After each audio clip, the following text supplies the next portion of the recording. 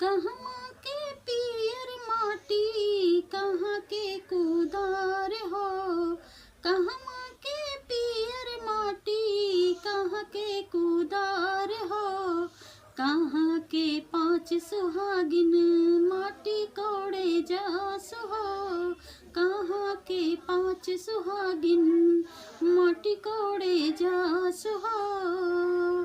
पटना के पियर माटी सोने के कुदार हो।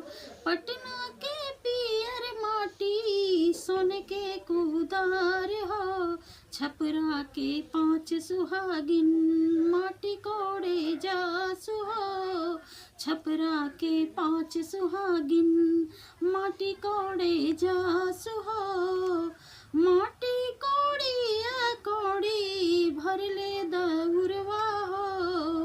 माटी कोड़िया कोड़ी भरले दउरवा हो।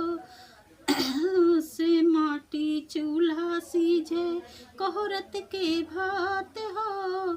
से माटी चूल्हा सीझे कोहरत के भात हो। माटी कोड़ौनी मैया का देबू नगवा हो। माटी कोड़ौनी मैया का देबू नगवा हो। तोहरा के देबू बे